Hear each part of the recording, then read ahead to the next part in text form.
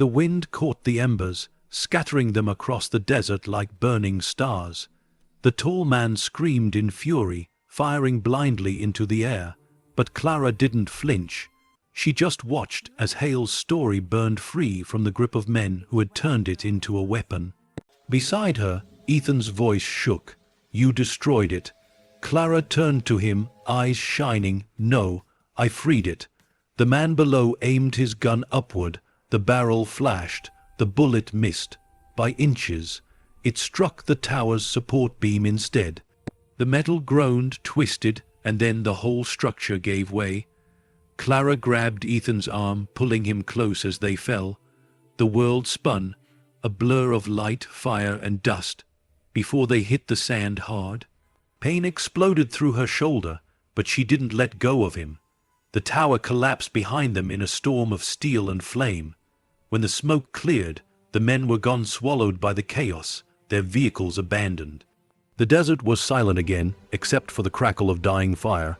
Clara lay in the sand, chest heaving, her son's heartbeat against her arm. She whispered, "It's over." Ethan lifted his head weakly. "Did we win?" She smiled faintly, eyes glistening. "We didn't win, honey. We survived, and sometimes that's enough." He leaned into her, the two of them framed against the rising smoke and the endless desert sky. The ruby lay in the sand beside them, half buried but unbroken. The sunlight caught its fractured heart once more, igniting a faint glow that spread across the glass. The word SOS shimmered and then faded, finally answered. As the wind swept across the wasteland, carrying ash and truth into the horizon, Clara closed her eyes. The battle was over, but redemption had just begun. The desert dawn arrived like a whisper. Soft, forgiving light spread over the dunes, painting the world in muted golds and silvers. The air was still warm from the fire that had consumed the night, and smoke hung low to the ground like a memory refusing to fade. Clara woke slowly, the taste of ash still on her lips, her body aching from the fall. She turned her head toward Ethan.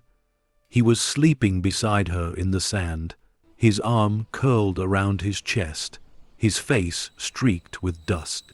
But his breathing, steady, quiet, alive, was the only sound that mattered. She let out a trembling sigh of relief, the kind that comes from surviving something you were sure would kill you. When she sat up, the world around her looked almost unrecognizable. The remains of the outpost were nothing but blackened frames and twisted metal. The tower now a skeleton buried halfway in sand. The flames had burned themselves out, leaving behind silence and the faint smell of redemption. The sun was rising higher, its light touching everything that had once been hidden, and for the first time, Clara wasn't afraid of what it revealed. She stood carefully, brushing sand from her clothes, wincing as pain flared through her shoulder. Her gaze drifted across the ruins until something caught the light, a faint glimmer near the base of the collapsed tower. She froze, a flash of color, red, blue, green, the gems. She moved slowly toward them, her boots crunching softly on the cooling sand. Nestled among the ashes and twisted steel was a small iron chest, half buried, its lid charred but intact. She knelt, fingers trembling as she pried it open. Inside lay several velvet pouches, scorched around the edges but untouched inside. The stones within glowed faintly in the new light, their colors pure and defiant, but that wasn't what made her gasp. Beneath the pouches was a folded sheet of parchment, brittle but legible. She lifted it with care, brushing away soot. Across the top, in faded ink, were 3 words to the finder. Her breath caught as she began to read.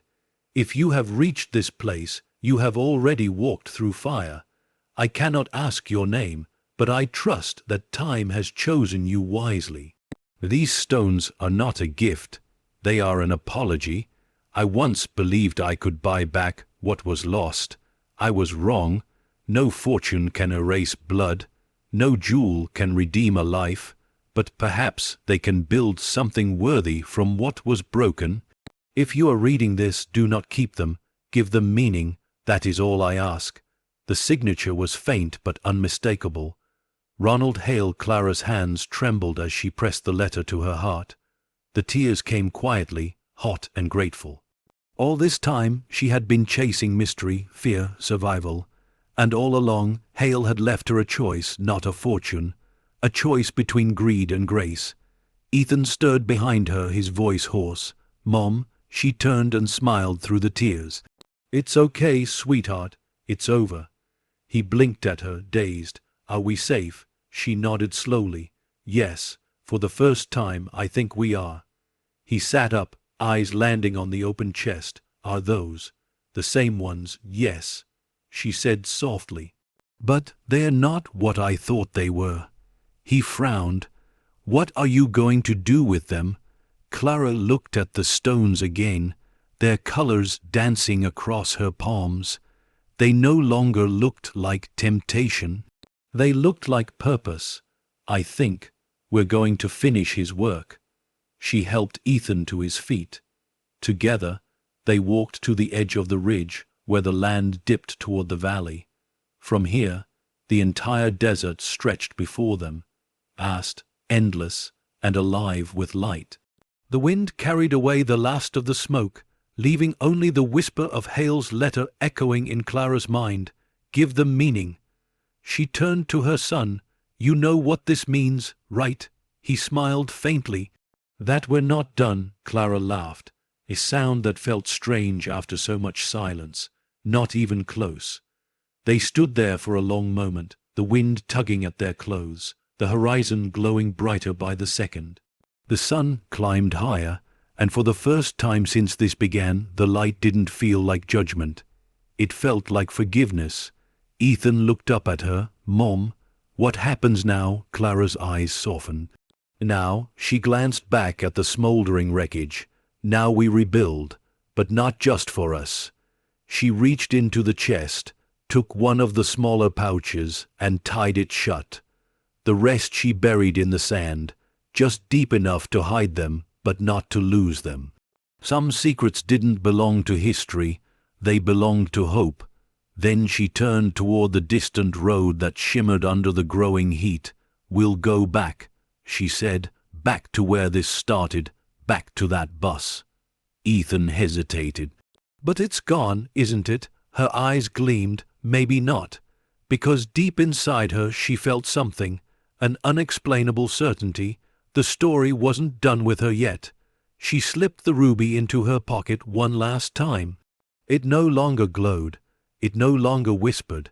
It simply rested against her heart, quiet and warm. They began to walk. Their shadows stretched long across the dunes, merging into one.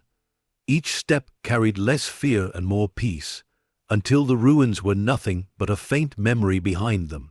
And as they disappeared into the sunlight, the desert wind carried Hale's final words into the open sky. "No jewel can buy redemption, but a heart can build it." By the time the sun reached its peak, Clara and Ethan were just two silhouettes against an endless road, heading not toward fortune, but toward forgiveness. Behind them, the fire had died. Ahead, a new beginning waited, glowing like a promise. The highway shimmered in the afternoon sun, a silver ribbon cutting through the vast silence of the desert. Dust lifted gently behind Clara's old car as it moved steadily toward the horizon. The windows were rolled down, the air dry and warm, carrying the faint smell of sage and ash. Ethan sat in the passenger seat, his arm resting on the window, his gaze lost somewhere between exhaustion and wonder. They hadn't spoken much since leaving the ruins. There wasn't much left to say. Some silences, Clara thought, were full, not empty. The ruby sat in the cup holder between them, its surface catching stray beams of light, glowing softly in rhythm with the road's hum. For hours they drove, past ghost towns and forgotten gas stations, past rusting signs and sun-bleached billboards. Each mile felt like a chapter turning, the story of everything they'd lost slowly closing, and something gentler waiting on the other side. When the first familiar landmark appeared, the old wooden fence near the edge of town, Clara's throat tightened. Ethan turned to her. "We're really going home, aren't we?" She nodded. "Home, or what's left of it." They drove in silence the rest of the way, until the outline of their small house appeared beyond the hill. But as they came closer, Clara's heart sank. The bus, what was once a gleaming symbol of hope, now sat blackened and half collapsed, the frame charred from fire. The smell of smoke lingered faintly in the air, though the ashes had cooled. The fire hadn't spared much. Ethan's voice was small. "They did this." Clara parked the car and stepped out, the dry earth crunching beneath her boots. She walked slowly toward what was left of the bus. Its silver skin was warped and blistered from heat, its windows shattered into diamond dust. She touched the metal gently, her fingers tracing over the burn marks as if reading Braille. "This was where everything started," she murmured. Ethan joined her, his hand finding hers. "It's just gone." Clara smiled faintly, shaking her head. "Not gone, changed, like us." The sun dipped lower, and the light poured through the broken shell, turning the wreck into something almost holy.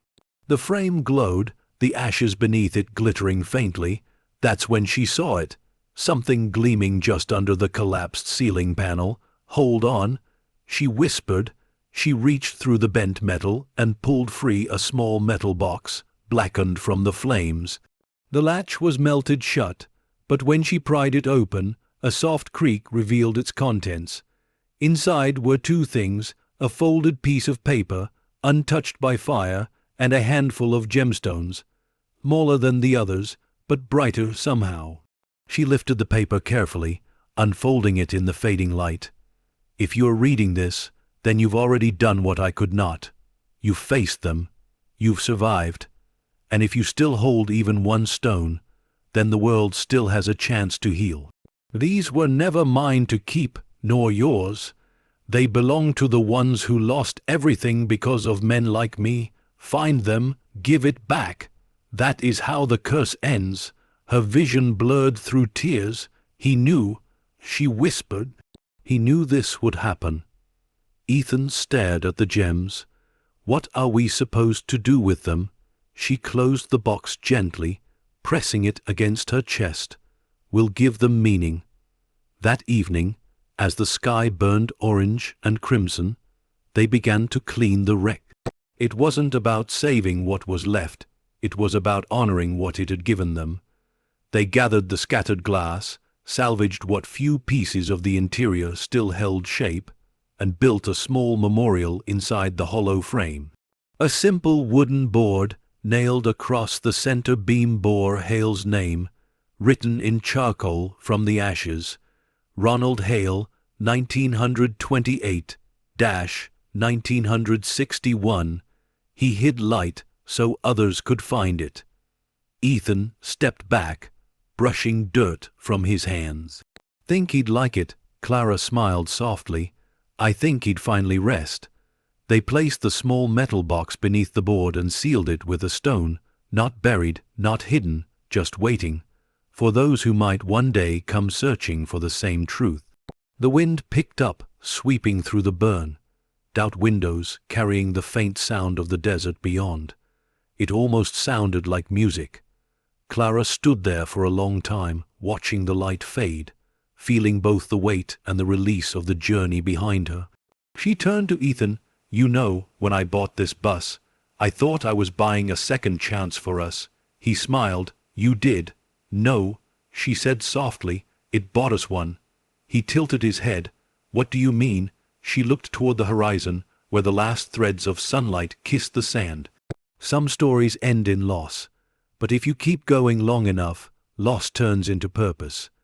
The air was cooling now, stars beginning to show faintly through the deepening dusk. Clara reached into her pocket and took out the ruby, its once fierce glow now gentle, peaceful. She turned it in her palm, the fractured heart catching the last of the sun. "Goodbye, Hale," she whispered. "Thank you." Then she placed the stone on the dashboard of the bus, where the light caught it perfectly, sending red beams through the cracked glass. Ethan slipped his arm around her shoulders, leaning his head against her. "Mom, what happens now?" Clara smiled through the quiet. Now, we make sure something good comes from all of this. That night, under the open sky, they sat beside the remains of the bus as the stars stretched endless above them. The silence was no longer heavy. It was kind. The desert that had once tried to bury them now felt like a witness to something sacred. Clara closed her eyes. The hum of the wind against the metal, the faint chirp of insects, the sound of her son's steady breathing. It all felt like a prayer. And somewhere in the darkness, far away, she imagined the echo of a man's voice, grateful, free. You gave them meaning.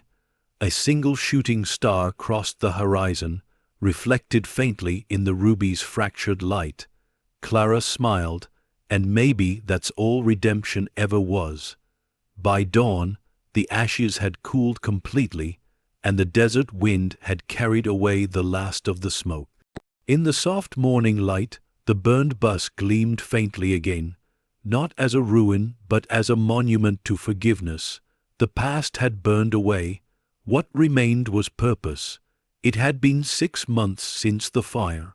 6 months since the desert had swallowed the last trace of violence, since the sound of gunfire had faded into wind, since Clara had stood among the ashes and promised herself that the story wouldn't die there. Now, the world around her looked nothing like the one she'd left behind. The small town of Arroyo Vista, once a sleepy stretch of roadside motels and forgotten diners, had begun to hum with life again. A hand-painted sign near the highway exit read, "The Lighthouse Foundation for Women Rebuilding Their Lives."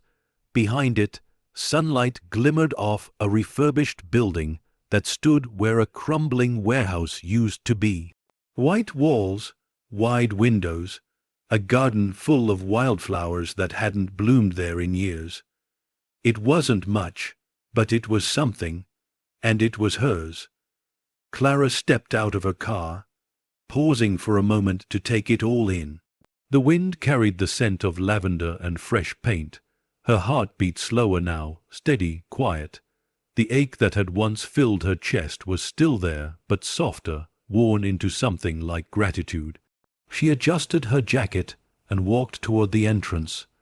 The door chimed as she pushed it open, and laughter drifted from down the hall. Inside, women sat at wooden tables sorting donations, their hands busy but their faces bright. Some talked quietly, others worked in silence. One woman, all in a blue scarf, looked up and smiled. "Morning, Miss Mitchell." Clara smiled back. "Morning, Sophia. How's the intake today?" "Busy," Sophia said, chuckling. "But the good kind of busy." Clara nodded, looking around the room. The sunlight streaming through the windows turned the space golden. Every shelf, every chair, every book had been placed with care. Each woman here carried her own storm, and this was the calm they had built together. At the back of the room, on a simple wooden pedestal, stood the ruby. Its glow was faint now, just a soft red heart under the light. The fractured gem that had once been a symbol of fear and blood had become something else entirely. A memorial, a reminder, a promise. A small plaque beneath it read, "For every woman who was told she couldn't rise again." Clara touched the edge of the glass case gently, her reflection merging with the ruby's crimson glow. For a moment, she could almost hear Hale's voice again. Quiet, weary, hopeful, give them meaning. She smiled. "We did," she whispered. A door opened behind her, and Ethan's voice filled the room. "Hey, Mom, someone's here to see you." She turned. He was taller now, his hair a little longer, his shoulders broader. Time had stretched him into something steady.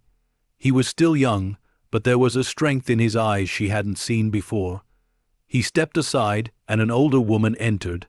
Her clothes were neat but worn, her hands nervous as she clutched a small velvet pouch. "You're Clara Mitchell?" she asked softly. "Yes," Clara said, offering a reassuring smile. "Come in." The woman hesitated, then approached. I think this belongs to you." She held out the pouch. Clara frowned, taking it carefully. "What is it?" The woman opened her hands. Inside the pouch lay a small emerald. Brilliant, uncut, unmistakable. Clara's breath caught. "Where did you find this?" "My father worked for Starline," the woman said quietly. "He kept this hidden all his life. Before he passed, he told me to find you. Said you'd know what to do." The world seemed to tilt for a moment. The emerald shimmered like memory itself, green fire catching the light. Clara swallowed hard. "He was one of them," the woman nodded. "He said Hale wasn't the monster they painted him to be.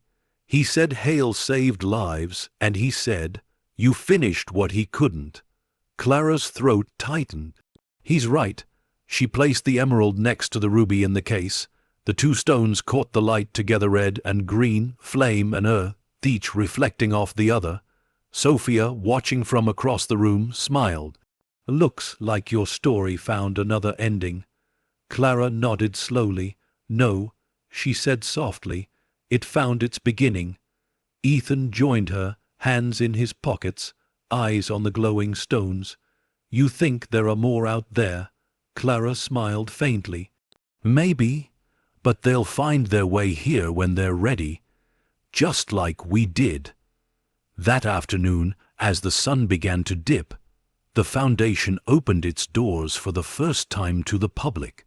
A small crowd gathered in the courtyard, locals, volunteers, and a handful of women who had found shelter under its roof. Clara stepped up to the simple wooden podium. Her voice was calm, clear, filled with a quiet strength that came from surviving storms and finding meaning in the wreckage. "I once thought a treasure was something that could change your life overnight," she began, "but I was wrong. The real treasures are the people we save, the hope we rebuild, and the light we share after losing everything." She paused, glancing toward the ruby and emerald glowing in the window behind her. "These stones, they were born from suffering, but today they belong to healing. They remind us that no matter how dark the night, there's always someone out there carrying a light forward, even if they never get to see where it shines." The crowd was silent, the weight of her words settling like dawn. Clara smiled softly. "So here's to second chances, to those who fell and those who helped them rise.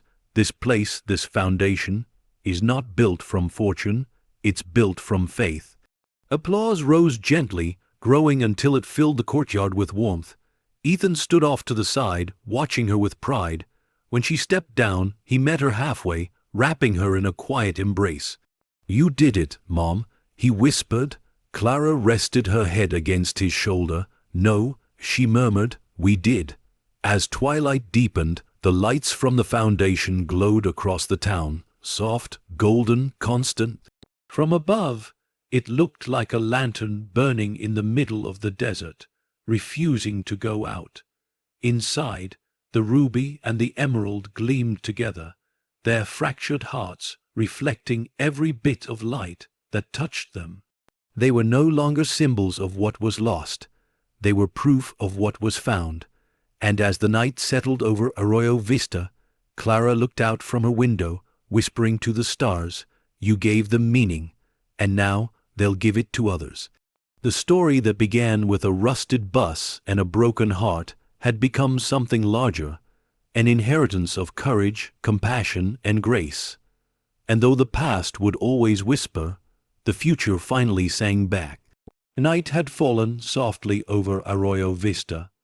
The desert wind hummed through the streets, carrying the faint scent of wildflowers and fresh paint from the Foundation's garden. Inside the lighthouse building, the laughter of women still lingered in the halls, fading slowly as the day's work gave way to quiet peace. Clara stood by the window in her small office, the lights dimmed to a gentle glow.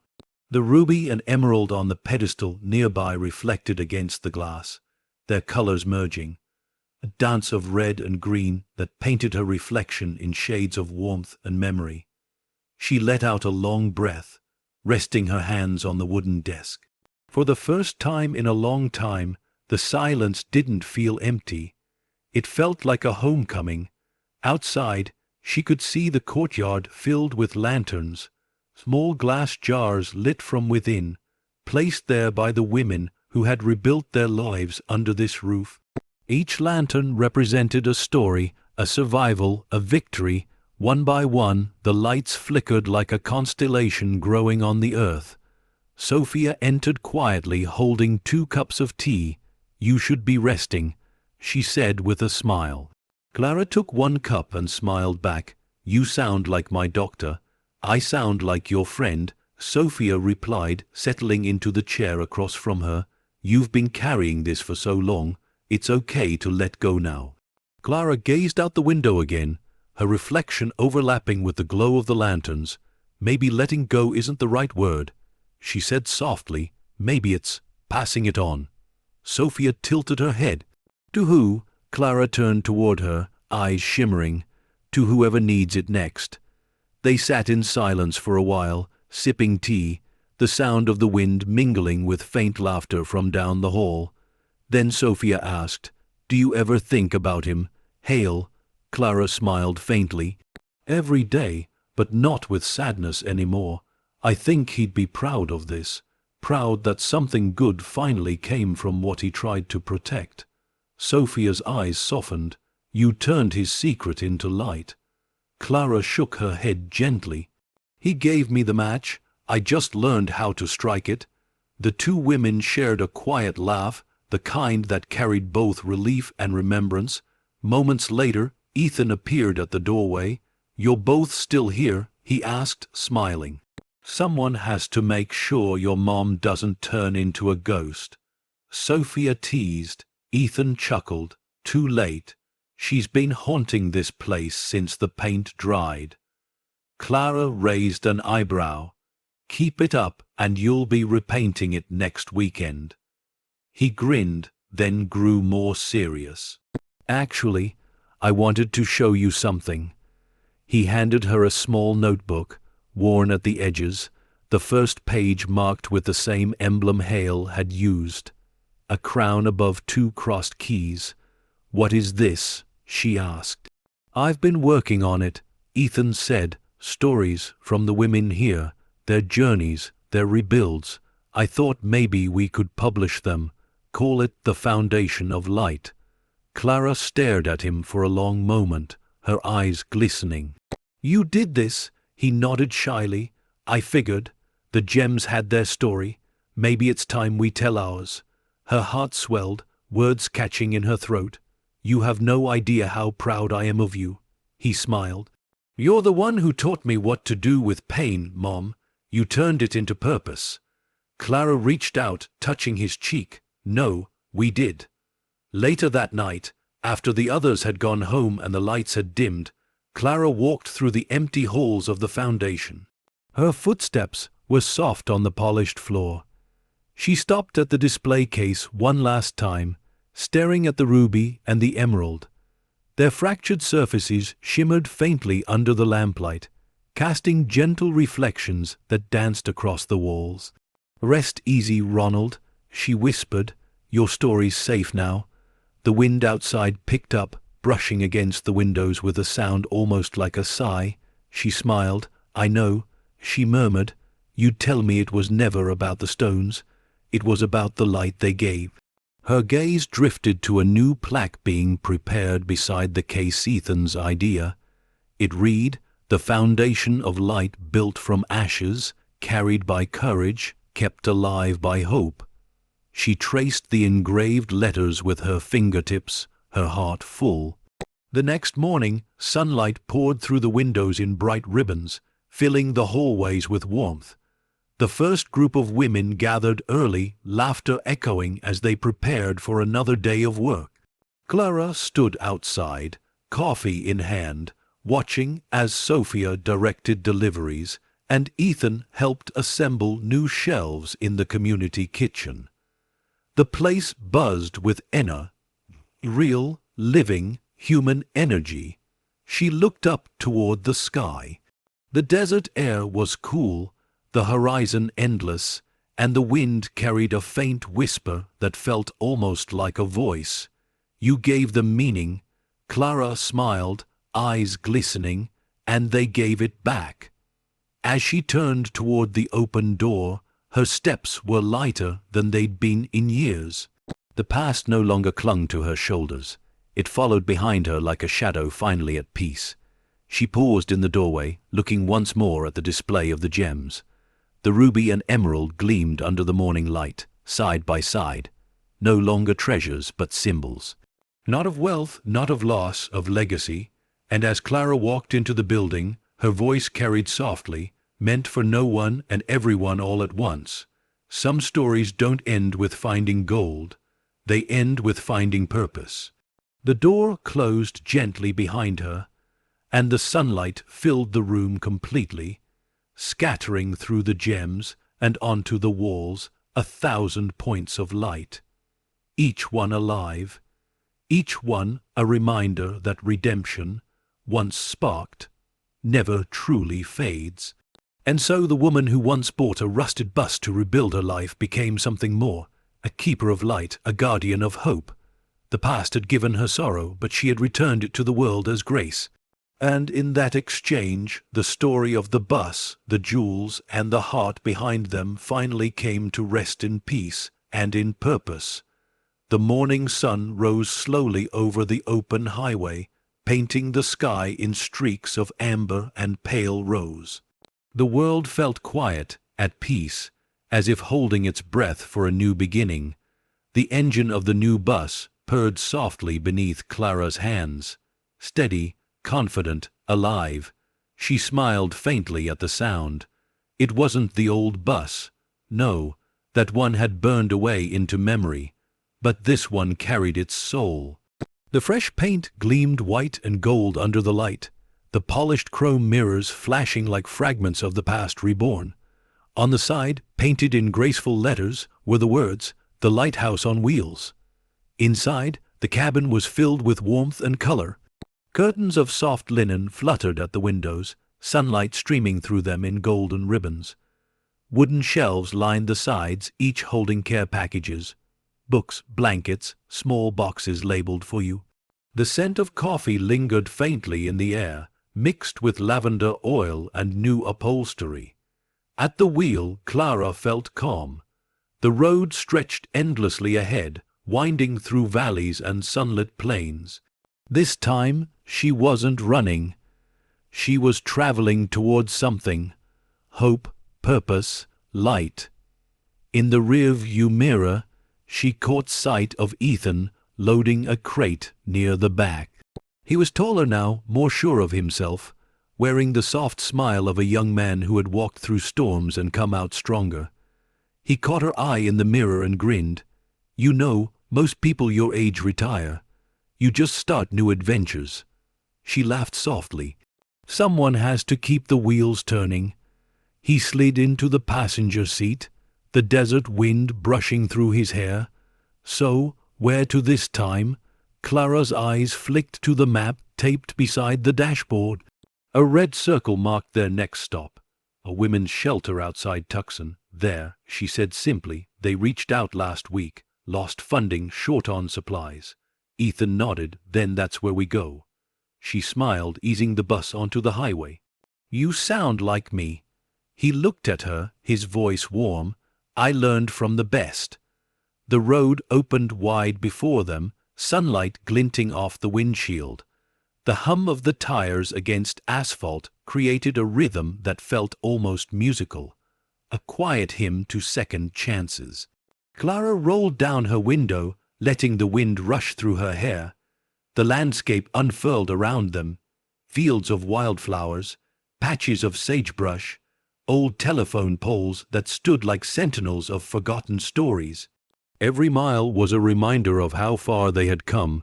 In the distance, the faint outline of mountains shimmered through heat and haze. "Do you ever think about it?" Ethan asked suddenly. "The bus, the gems, Hale." Clara's smile softened. "Every day, but not with pain anymore. He's part of the story now, just, not the ending." He nodded slowly, understanding without words. After a while, they stopped at a quiet overlook. The world stretched out beneath them in waves of gold and shadow, the sun beginning its descent toward evening. Clara turned off the engine and stepped outside. The air was cool and dry, filled with the scent of wild sage. She stood at the edge of the overlook, looking out at the endless horizon. The wind tugged gently at her jacket, carrying whispers from faraway places, voices of those she'd helped, laughter from the foundation, echoes of women who had found their light again. Ethan joined her, handing her a small thermos of coffee. "Still can't believe how far this all went," he said softly. "You turned one broken-down bus into a movement." Clara smiled, taking a sip. It wasn't the bus. It was what it carried. He looked at her, curious. What did it carry? She turned her face toward the sun, her eyes reflecting the light. A chance to start again. That's all any of us ever really need. The wind lifted gently, carrying her words out into the open air. Behind them, painted near the rear door of the new bus, the same emblem Hale had once used. The crown and crossed keys gleamed faintly in the light. It had become the symbol of their foundation, of the story that refused to die. Clara reached out and touched it softly. "You see, Hale," she whispered, "the journey didn't end. It just changed drivers." The horizon glowed brighter, the colors deepening from gold to crimson to violet. The world felt alive again, full of new beginnings hidden in the dust of old endings. Ethan leaned against the railing beside her, quiet. After a long pause, he said, "You think he'd be proud?" Clara's eyes shimmered. "I think he already is." A silence settled between them, not heavy, but full. When they finally climbed back aboard, the bus came to life again with a low hum. The headlights cut through the twilight, casting long beams across the winding road. Clara gripped the wheel, her heart steady, her spirit calm.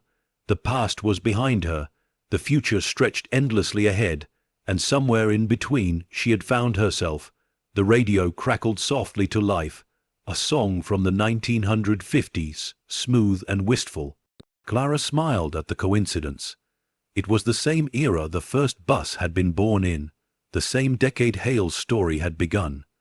As the melody filled the cabin, Ethan leaned back, watching the stars emerge one by one through the windshield. Clara drove on, her eyes reflecting the soft light of the dashboard, her hands steady on the wheel. The night unfolded before them like a long, gentle promise, and though the road had no end, for the first time, that didn't frighten her.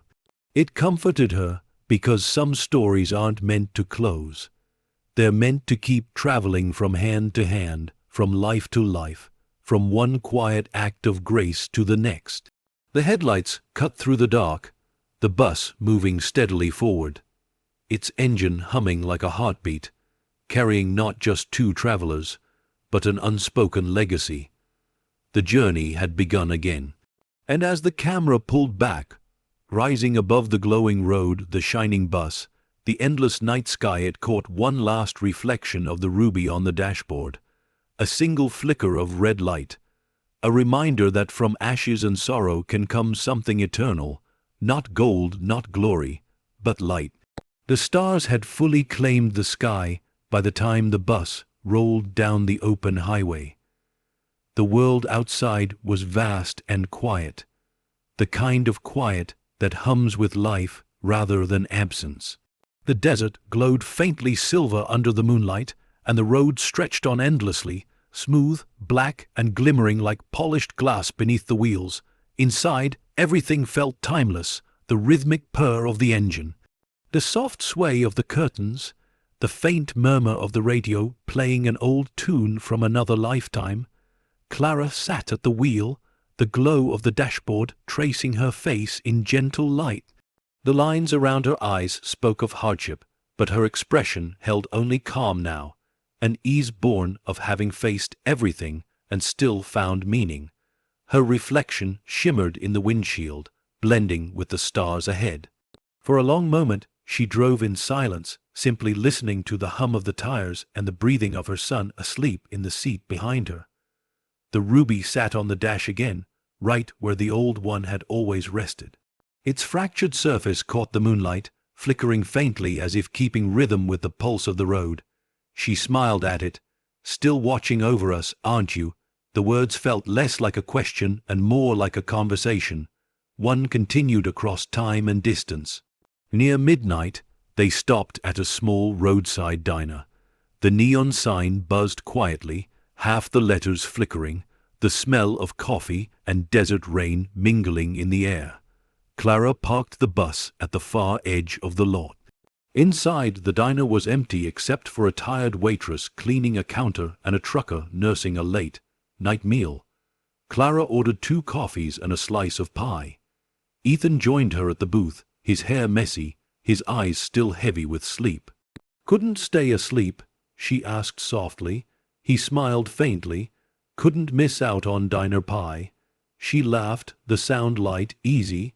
"Some things don't change." They sat in comfortable silence for a while, watching the headlights of passing cars streak by outside. The waitress placed their order on the table and smiled, recognizing Clara from a local news story about the foundation. "You're the one who started that shelter, right? The one helping women get back on their feet?" Clara nodded modestly. "We just give them a place to begin again."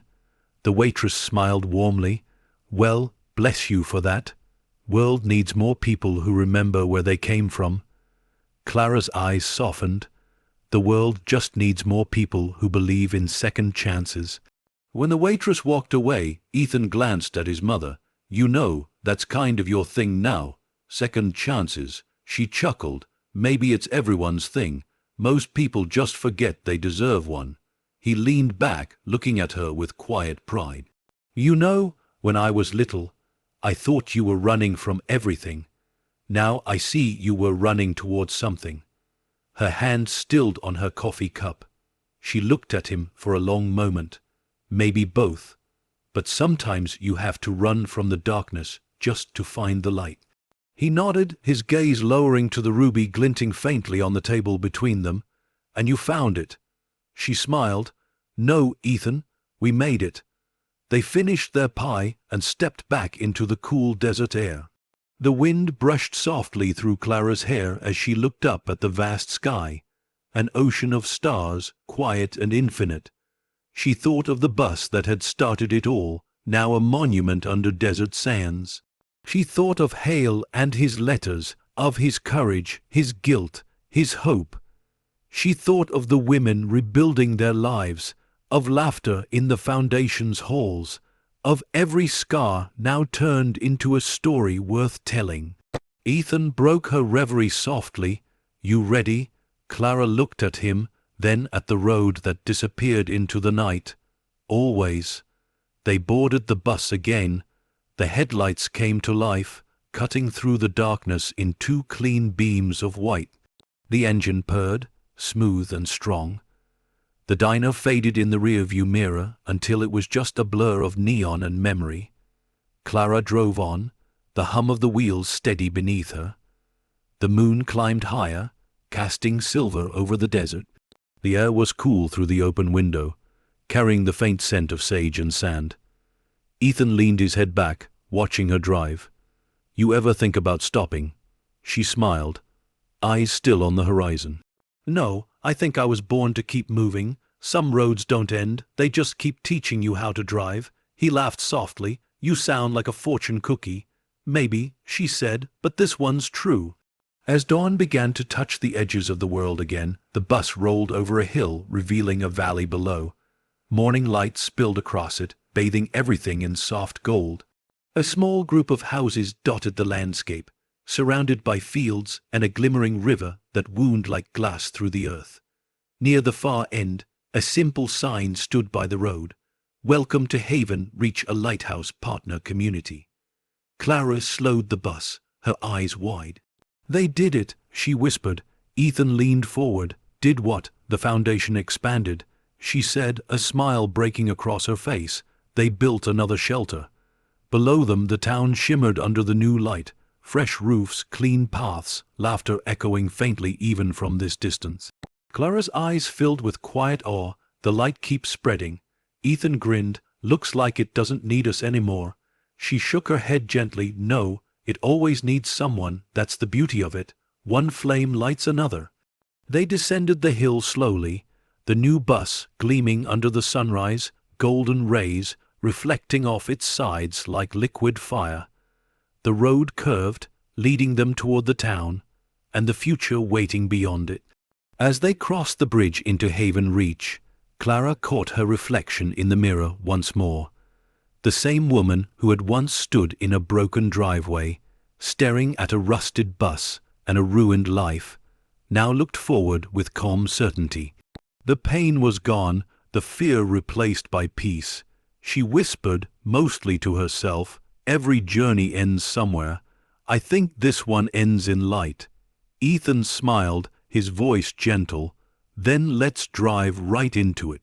The camera lingered as the bus rolled forward, the sunlight flaring brighter, the engine's hum fading into music, a slow, hopeful melody that rose with the morning.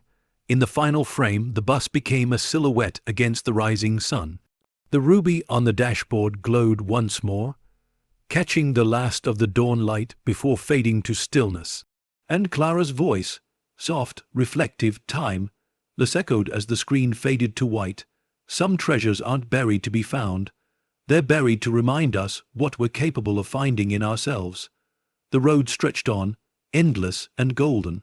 The journey continued, not just for Clara, but for every soul who had ever looked at the ruins of their life and decided to rebuild.